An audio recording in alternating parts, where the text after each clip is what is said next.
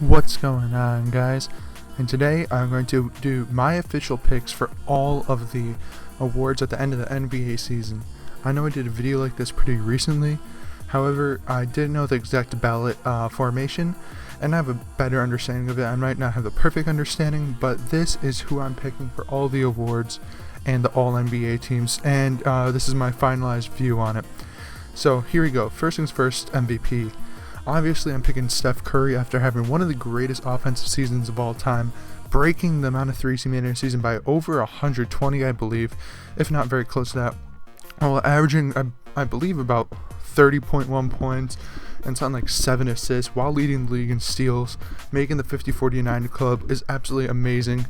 Throw in the fact that his team now has the record for wins in a season at 73, and there's no reason why he shouldn't be. Runner-up to this is Kawhi Leonard. Kawhi's having a great season as well, and in terms of my view, he's one of the better defense players in the league, if not the best, and having a great offensive season, averaging close to 22 points a game and about 7 rebounds. I don't know the stats off the top of my head, but being on one of the best teams in the league, the second best, and throwing all these defensive stats and what he's done for this team is truly remarkable, so I believe he deserves this nod. Now, the 3, 4, and 5 is kind of hard, but in this order, I put KD, LeBron, and Westbrook.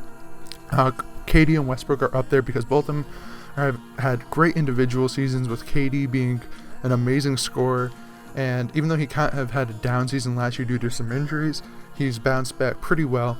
And then Westbrook for all the triple-doubles he's had. I believe they should both be up there, and LeBron for carrying the Cavs, especially with their ups and downs this season, to the number 1 seed once again. I think those three should round out the top 5. Now moving on to Rookie of the Year. This should be unanimous, just like Steph Curry, with Karl-Anthony Towns ranking number 1 in my Rookie of the Year voting. Excuse me. Karl-Anthony Towns is quite easily the best rookie, as he's one of the best big men in the league already in the league. So that's already amazing. It's great for the Timberwolves to have him there. He's putting up historic numbers for a rookie. I believe he has like a 23 PER. It's averaging about 18 and 10, I think. And he's actually a very good shooter, shooting, I believe, around 35% from deep. He doesn't shoot too much, but he still shoots enough that it's kind of respectable, as well as being the fact that he can shoot at the free throw line as well. Next is Porzingis. He had a great start to his young career. However, he started to tail off and hit the rookie wall, and that's why I had to move him down to 2. And I mean, also because of the fact that Towns didn't even hit the rookie wall, he just completely eclipsed that. Throw on the fact that he wasn't that great on on the Knicks team. Well, he was good on it, averaging, I believe he was around 14 and 7, just under 2 blocks. All these stats are off the top of my head, at least what I remember the last time I checked. I think he should be number 2. And number 3, I put Jokic. Devin Booker helping out the Nuggets team, even though they're abysmal right now, to just be a respectable team where they can have some upsets some nights. Alright, now moving on to Defensive Player of the Year. This is very tough for the number 1 spot. I thought it was going to be between Kawhi and Draymond, as everyone probably does, and I have to give the nod to Kawhi.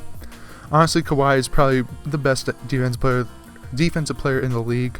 He's not as versatile as Draymond, where Draymond can pretty much play 1 through 5 on the defensive end and lock down the opponent, but Kawhi is just menacing. The only guy that seems that he couldn't 100% lock down is Steph Curry, but besides that, he does it to everyone in the league, and he's just a consistent defensive threat. This is nothing to say bad about Draymond, but because Draymond is probably one of the best defensive players in the past 10 years or so.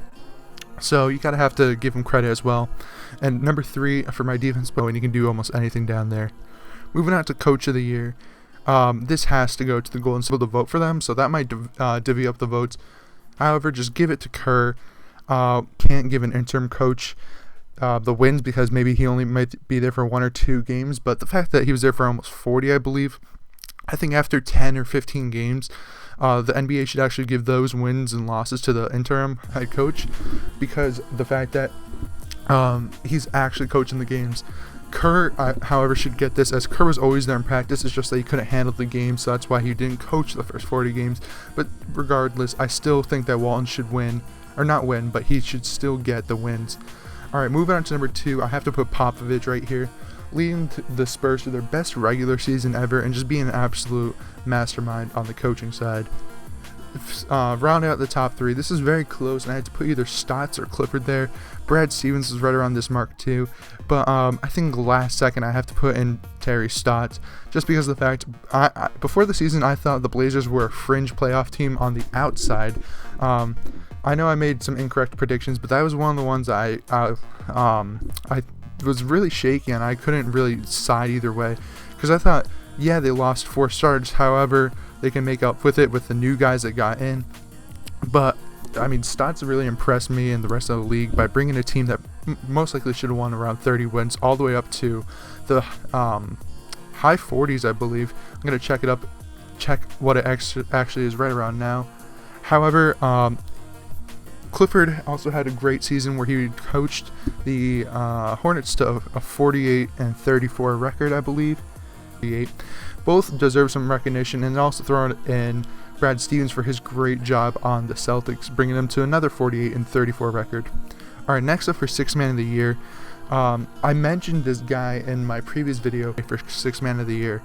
He is averaging, I believe, 17 and 7.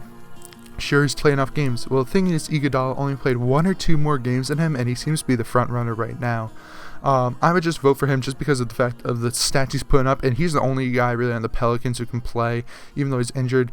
Before injury, him, Tyreek, Ryan Anderson, Anthony Davis, Eric Gordon could all play, but I'll throw it to Jrue Holiday now. Second place, I put Andre Iguodala. As Iguodala, I mean, he is the reason why the bench is so good on the best team of, or not the best team of all, but a team that had the best season of all time. I might make a video of my opinions on the best teams of all time, but he's one of the reasons why they're so good. His stats are not good at all, really, on the per number basis, just the basics, points, rebounds, assists, but the effect he has on a team and on a game cannot be understated. So I put him in second for 6th Man of the Year, but I really think he will win it. Now third, I put Will Barton. It gets kind of tough around here. I see a spark to have for the young Denver Nuggets teams, and I think he fits perfectly into that role. Mudiay is part of the fact that, oh, you just get more minutes, you're going to have higher stats, which is true. He did get a lot more minutes this year, but his per minute stats went up pretty much across the board as well, while being a more efficient player, and he just really surprised a lot of people, and he looks like a solid starting guard who can be in the league for another decade and a half. So I think he should win it. And then 2 and 3, I really couldn't really figure someone out. I knew Kemba Walker should be up there. I love Kemba, and the fact that he really is the reason why the Hornets are so good this year, even though they're missing who would have been their best player before the season started, and now Jefferson. And then I put Marvin Williams third. He's also a big reason why the Hornets are doing so well. I really don't know who's Steph Curry, but I just don't feel like it's personally right. I don't know. Like, yeah, he improved, but it just doesn't. I mean, Steph is still having one of the best seasons of all time. I will not take that away from him, but yeah. Alright, now moving on to Kawhi, LeBron, and Draymond Green. You can list Draymond at center, and people are saying, oh, he only plays 20 minutes, or 20% of his minutes, or 15% of his minutes there. Well, the whole reason why I put him there is because he can be there, and he is one of the top 5 players in the league in terms of he might not be the top 5 most skilled, but he's the top 5 probably most valuable player in terms of someone you can throw in at center, because yeah, I still think KD is better than him, or more valuable than him, but the thing is KD doesn't play center, so why not throw Draymond in there? And I think they should get rid of positions on the All-NBA team if they got rid of it in the All-Star game and almost everywhere else. So yeah. Moving on to the second team, I put Chris Paul, Damian Lillard, KD, Paul George, and Boogie Cousins on the second team. Chris Paul, even though I don't like him, you have to give him some credit for the great season he's having for the he's helping the Clippers out with. Lillard, I already mentioned how they overplayed expectations. KD really should be on the first team, but just the fact they can only have 2 forwards there. Paul George, putting him on the forwards as well, as he's having a great season back from his injuries from where he snapped his leg in half. And then Boogie, he did have kind of a shaky year where he had a lot of issues with the coach, and I know George Karl's going to get fired, and you don't want to celebrate someone getting fired, but I don't think he was a great coach because he was too controlling. First off, absolute terrible idea by Kings management for firing Michael Malone, a guy that DeMarcus actually liked. So that was a bad idea on them, but they really need to get a guy who likes to coach DeMarcus Cousins as much as DeMarcus Cousins likes them, or else they might as well just trade him away, because otherwise they're just wasting everyone's time in the prime of DeMarcus's career. Especially right now, he's averaging 27 and 12, amazing numbers, while also being able to shoot the 3 ball now at a decent 33% clip. And he's a true inside threat who can step out a little bit and hit some outside jumpers. Now to the third team, I put Lowry and Harden as the guards, Lamarcus and Paul Millsap for the forwards, and at center, I'm putting Karl-Anthony Towns. Going through this, the third team is usually one of the more interesting ones, because this is usually the cutoff of who's going to make it, who's not. I put Harden just because of the amazing offensive season he's having, and his team actually ended up making it to the playoffs, and down the stretch, he really picked it up and showed that his team is actually not really worth it, but better, and that he's really a great offensive player. Kyle Lowry, I know I hated on the regular season. We don't know about the playoffs yet, so he deserves a nod right there. Lamarcus deserves to be on it. Easily their best season of all time, unless they lose the title or don't go really far. So he deserves a nod. He plays solid defense, enough that that doesn't negate his offense. It's a good record. And Karl-Anthony Towns, I mentioned it earlier, I personally think he's a top 15 player in this league. Watch him in Summer League and other clips, and he literally just looks like a small forward who's 7 feet tall. Because the thing is, he's so skilled. He has guard skills. He's pretty quick. He's agile, and he looks very coordinated. And you can obviously tell that with his numbers. I mean, the Timberwolves did terrible this year, but his numbers on and off are pretty good, and I feel like he has a great future, and he really deserves it. Some guys I kind of left off the teams are Klay Thompson. I'm not a Klay Thompson fan at all. I don't know. I just don't like him that much for whatever reason. And that's one of the guys. And Anthony Davis, the guy, he's going to be not making $24 million, I believe, because of the Rose provision. I don't know. He should have been much better this year, I felt, in my opinion. Upset that he tried to focus way too much on 3-point shots, which is this. I mean, he relied way too heavily on his outside 3-point shot, where I felt like he should have stayed. Those are some guys that left off. Now moving on to my defensive and rookie teams. For my defensive team, my first team, I threw Chris Paul, Avery Bradley, Kawhi, Draymond, and Gobert in there. Kawhi, Draymond, and Gobert I touched on earlier, and put them on my first, second, and third ballot for Defensive Player of the Year. But Avery Bradley for having a great season, and he's a really good guard that can lock down the opponent and just annoy the other team. I forgot where, I remember hearing this or seeing this, where they compared the Celtics' defensive backcourt with Bradley and Marcus Smart to a dog and a cat, where Marcus Smart is more of like a dog, like a pit bull, where he'll just go at you and be super aggressive.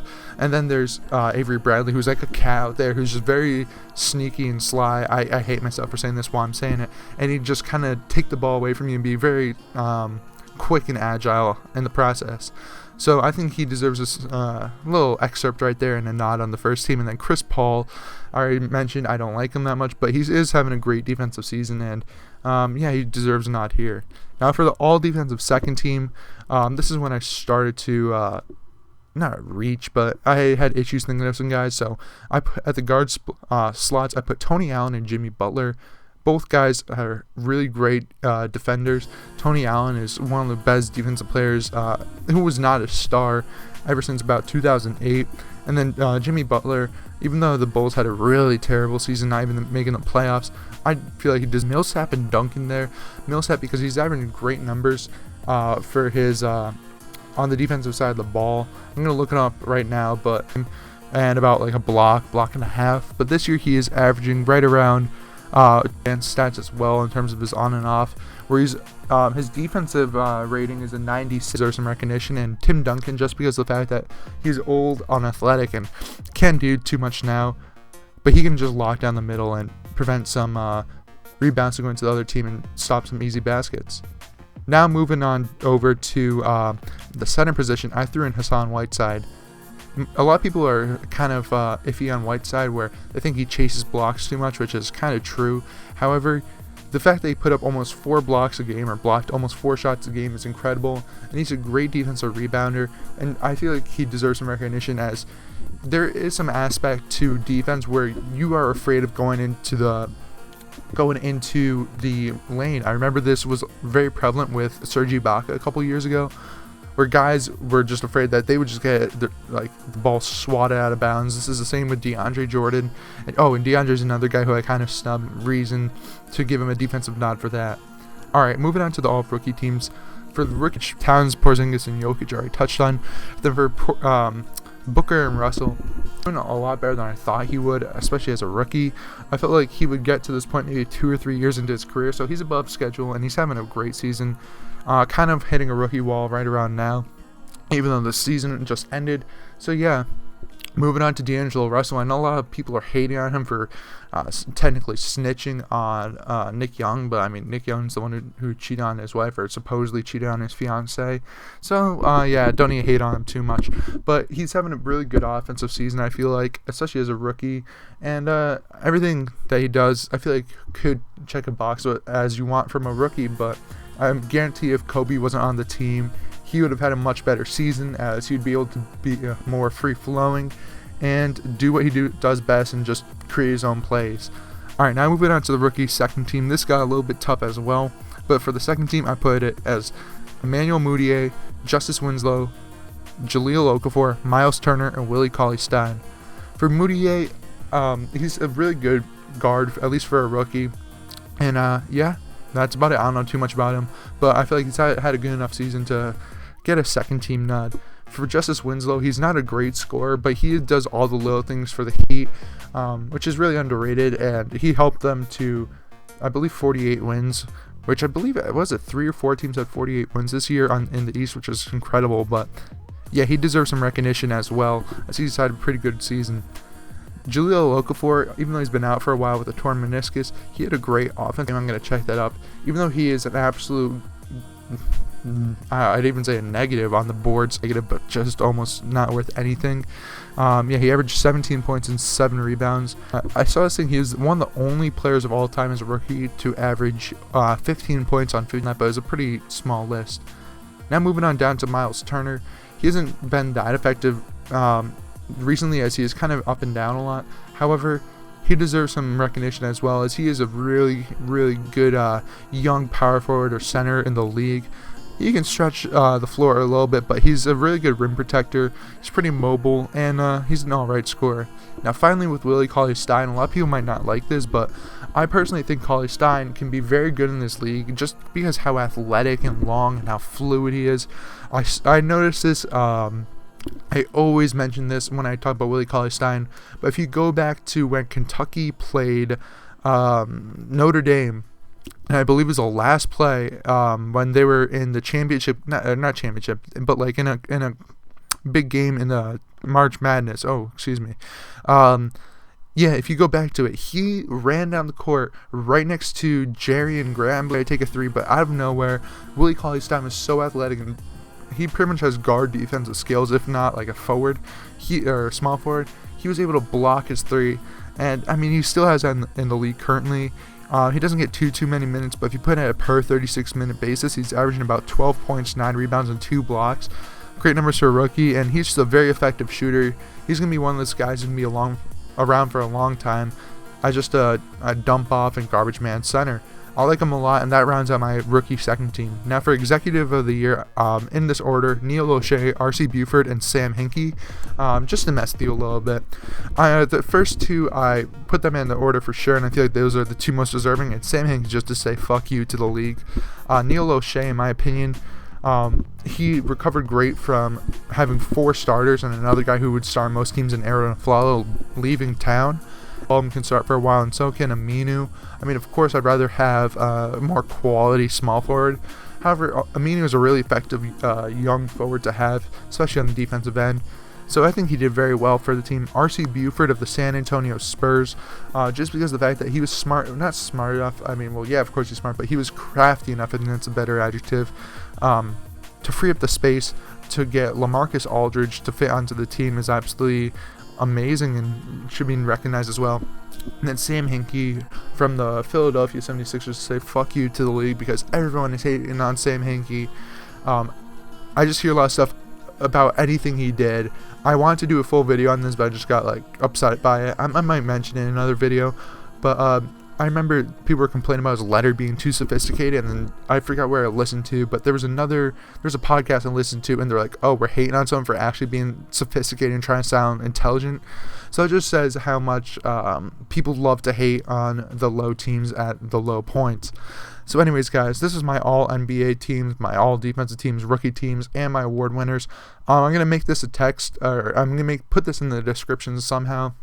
So yeah, thank you guys for watching. Please give me a thumbs up if you watched it this far. Comment down below your opinions on this, or who you think should have made it into one of the rookie teams, or MVP discussion, or all NBA teams, any of that stuff. Share with your friends. Subscribe for more NBA news, content, and whatever about anything NBA, 2K, or other games I might do related. Anyways, guys, thank you guys for watching, and of course, have a good day.